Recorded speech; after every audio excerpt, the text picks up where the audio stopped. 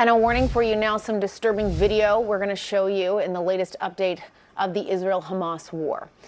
These are some of the victims after a deadly 24 hours in central Gaza. The Hamas-run health ministry says at least 250 people were killed from Israeli strikes. 70 of the victims were at the Al-Maghazi refugee camp Sunday. Israel Defense Forces told CNN, quote, in response to Hamas's barbaric attacks, the IDF is operating to dismantle Hamas military and administrative capabilities. Also today, Israel's Prime Minister Benjamin Netanyahu was in Gaza, his second trip to the battlefield, vowing to continue the, quote, long fight, a day after promising to intensify the campaign against Hamas. The IDF says since Friday, at least 15 of its soldiers have been killed in Gaza. CNN senior international correspondent Will Ripley is in Tel Aviv. Will, tell us more about what the Prime Minister said to troops today during that visit to Gaza. Well, he's certainly there to send them encouragement, to say that their sacrifice, this was one of the deadliest weekends in this 80-day war for the Israeli military, just like it was one of the deadliest 24-hour periods in Gaza since this war began back on October 7th. 80 days, and you have more than 20,600 people who have been killed on the Palestinian side, along with more than 53,000 injuries. And even though Israel's death toll is much lower, they do say that they are adhering, Jessica, to international law, that they are not indiscriminately targeting civilians, but they're going after specific military targets based on intelligence. They say they're targeting changes as different intelligence comes in. And they say the fact that Hamas is choosing to position itself in areas densely packed with civilians who are sheltering, civilians who are displaced, that makes Hamas just as culpable for this skyrocketing death toll. This is the Israeli argument, as it does Israel itself. So despite that we had this UN resolution last week that, of course, was quite watered down from the original draft that the United States vetoed, and then there were several delays as they were rewriting it, Israel says they're not going to stop until they obtain their objective, which is to eliminate the leadership of Hamas, and they have not been able to do that yet. Netanyahu in northern Gaza, where they have essentially obtained operational control, meeting with the troops and saying that this war will continue. President Biden, in a phone call with the Prime Minister of Israel, encouraging a more slower, more focused, streamlined technique, not such a large-scale casualty type of situation. President Biden, speaking with Democratic donors, did on one instance use the word indiscriminate bombing, which would be a violation of international law. But then the Israelis really said that one reference from the U.S. president is not reflective of their reality on the ground. And so the fighting absolutely continues. And you have a Christmas Day where we have now just had some of the deadliest incidents since this war began 80 days ago.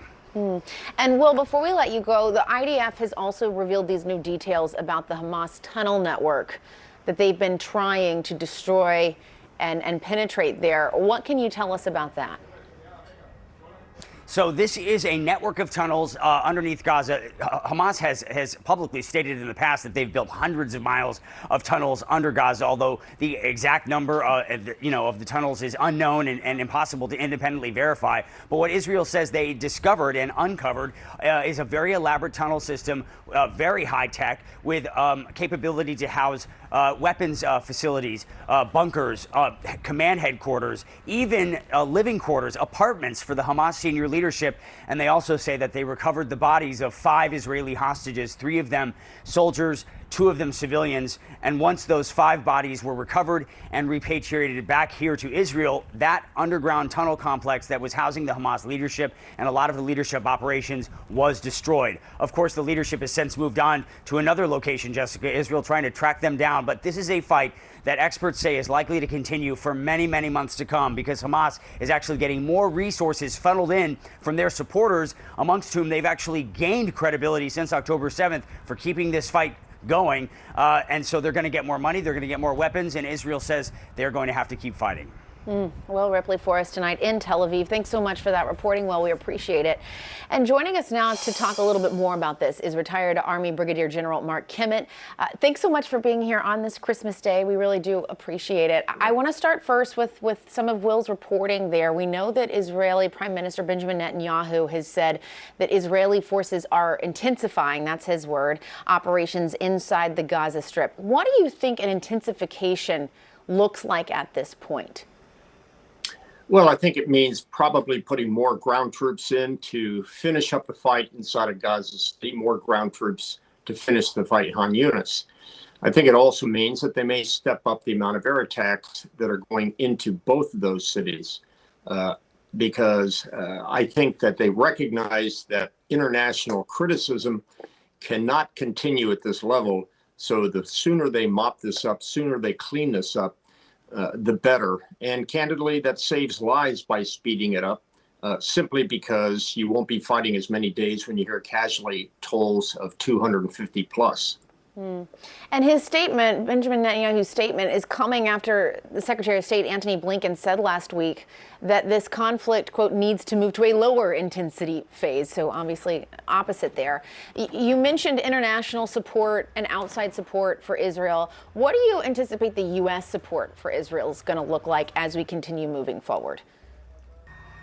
Well, look, these types of operations consume a significant amount of ammunition, significant amount of bombs, significant amount of artillery rounds. I think we will continue to provide those assets, which, oh, by the way, we are also and need to continue to provide to Ukraine. I certainly hope that part of those ammunition packages include precision-guided weapons so that the Israelis can be more precise in their attacks. And let's talk more about the tunnels that Will also kind of walked us through there in his reporting before we came to you. The IDF has this new disclosure about what the tunnel network looks like in Gaza, kind of where they have been able to go, and they also reported the bodies that they found of the 5 Israeli hostages that had been recovered. What are you taking away from this information about these tunnels and what the IDF is finding there? Well, what it indicates to me is that for many, many years, money that has been provided by the United Nations has been siphoned off to buy the concrete, to buy the sand, to buy the material that is necessary to build these 300 miles of tunnels that had no other purpose than to fight wars. So I think it's not only a criticism of the barbarity of Hamas, but it's an implicit criticism of the UN accounting for the money that they've been providing over the years. Because you're saying that that's where some of it has gone. I don't know how else these tunnels could have appeared without the funding necessary, and there's no other real source of funding inside of Gaza except the money provided by the UN and some money that's been provided by Qatar. And just quickly, lastly, before I let you go, they talked about the 5 bodies of the hostages that were found there. We're now closing in on 3 months in this conflict, and there are still dozens, over 100 hostages that remain in Gaza.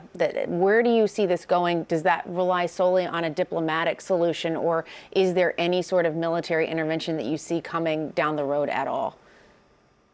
I would be very surprised if even the highest end military soldiers inside the special operations community of Israel would be capable of bringing back even a percentage of the hostages. So it will depend on diplomacy. But nonetheless, one of the messages that Prime Minister Netanyahu gave to his troops on the ground is keep fighting. The soldiers need to focus on fighting because they can't depend on diplomacy to fix this. And so they're going to keep fighting until this war is over. That seems to be certain. All right, Brigadier General Mark Kimmitt, thanks so much again. We appreciate it. And Merry Christmas to you. And to you as well.